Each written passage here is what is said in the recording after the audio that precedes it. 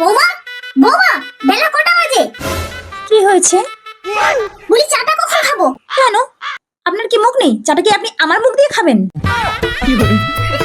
আমাকে চাটা কে করে দেবে শুনি? ও, আমাকে চা করে দিতে হবে? আচ্ছা আচ্ছা, আমার হাতে চা খেতে হলে বেলা 12টার পর আসবেন। আজকাল কিন্তু খুব মুখ চলছে, বলি এটা তোমার শ্বশুর বাড়ি, বাবার বাড়ি নয়। মুখটা একটু সামলে। শুনুন, হিসেব মতো তো এটা আপনারও বাবার বাড়ি নয়, তাও আপনি বকর বকর বকর বকর করে আমার মাথাটা খেয়ে নিচ্ছেন। ভগবান, কি হেনেছে বৌমা, নিয়ে আসলাম রে। পাশের বাড়ির লতাকে দেখ কিরকম তার শাশুড়ির আরাম করে পাটা টিপে দেয়। হ্যাঁ হ্যাঁ, আপনি ওই লতার বিয়ের সময় দেখেননি?